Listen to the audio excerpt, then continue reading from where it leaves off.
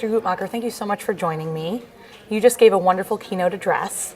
I was wondering if you could speak a little bit about what are some of the most important issues facing children's health at a national level? I think at a national level, there are both real issues and real opportunities in terms of children's health.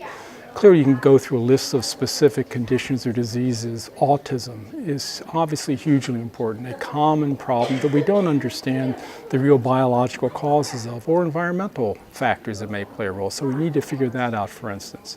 If I had to pick just one condition where I think there really are opportunities and a huge need, it's in terms of preterm birth, premature birth.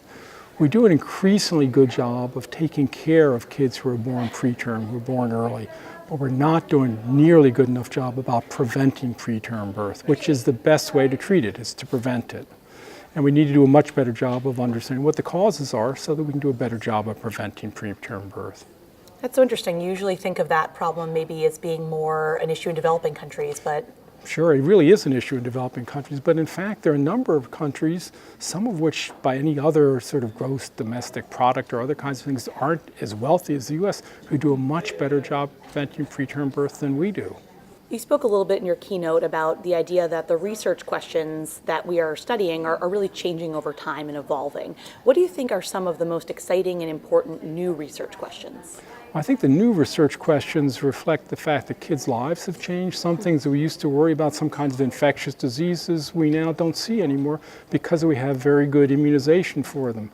However, as recent events have certainly underscored, now an issue in terms of that is figuring out how do we actually get kids immunized? And that's a research question to some degree. How do we make sure that parents really understand the ramifications of not immunizing kids, the reasons to have their children immunized, the safety of having their children immunized, so that we get that done. So some of it's simply changing patterns of disease, but also changing patterns of lives. We now have to worry about, for instance, cyberbullying.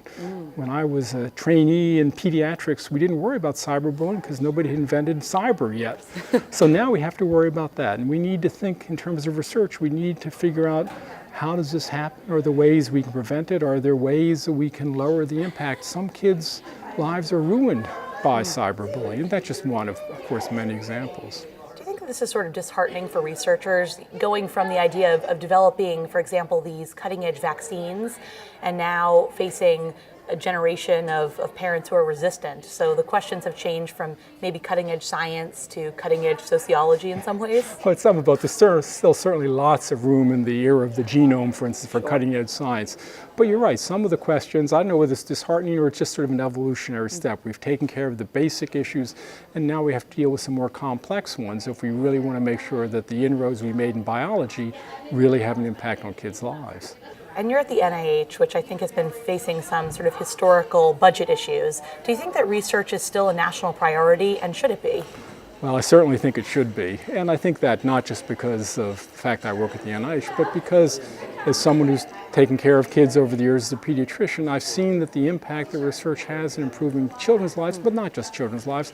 I tell my own life, I won't bore you with the details, but if it weren't for medical research, I would have been dead either 6 or 8 times. My wife and I have lost count, clearly just because of medical research. So I'm painfully aware at times of the value of medical research. I think we still emphasize as a country, but the bottom line support of it in terms of funding clearly has been an issue for the last 10 years or so, and we're hoping that in years to come we'll see an uptick in it again. Do you think it's maybe a sort of a PR issue? How do you convince people that bench research or just research in general is relevant at the bedside or in their own lives? Sure, I think you're right. It is to some degree an education issue, I guess I would say, more than PR, how we really get through to people, particularly for basic science research. More applied research, people can often see the demonstrated value pretty quickly, but for basic research that's really fundamental, the best way we do that is to go back to some earlier stories where very fundamental research that was thought to have a little bit of impact on people's lives. For instance, huge numbers of people take statins today to lower their risk for heart disease. Sure. Well, that's all based upon what seemed at the time some pretty abstract investigation of something called familial hypercholesterolemia, which is a rare disease. Right. But in following up the leads that a rare disease suggested, we now have an intervention that has saved countless lives. One of the things we learned in medical school is that physiologically, children are not little adults. How do you think that fits in the research world? What would you say to someone, for example, who said, you don't need specific research for children, just take the research for adults and modify it? Sure, and you're right. I like to think as a society and as a profession, we've gone beyond that little adult model. Clearly, for instance, one example, you just take the way drugs are metabolized in kids. Unfortunately, there are lots of drugs that are used in kids that have never been studied in kids, which is really terrible. Can you give an example? So most common drugs that are used in kids have never specifically been studied in kids. Yet we have reason kids metabolize drugs differently because of their size, because of some of the ways their various parts of their body are developing, et cetera. They're going through developmental stages that adults aren't. So the potential toxicities of drugs we wouldn't worry about in adults in terms of developing brain, most of all, but other organs are developing, et cetera. So kids become adults, but they aren't just miniature versions. They are, I think one of the fundamental differences, not even all children are the same. Obviously there's individual difference, but also there's age differences. You know, a 6-week-old fundamentally is a different kind of creature from a 6-month-old, from a 6-year-old, from a 16-year-old, and biologically very different.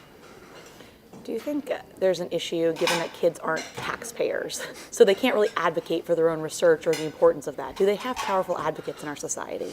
Well, certainly there are a number of organizations that really do think very much about kids' lives and how to improve them. But it's true, it's a fundamental fact that kids don't vote, that kids have other things, all those things we ask them to do to develop into adults that they're up to. So they don't have the same kind of voice, and sometimes as a country and as a world, I don't think we prioritize the lives of children the way we should. It's more than a truism that kids are the future of our planet. And so even as a self-interested sort of investment, it makes sense to invest in your future. And I do think that we have a responsibility, those of us who are no longer kids, who once were, to make sure that the coming generations benefit. Well, that's a great way to look at it. Thank you so much for speaking with me. You're welcome.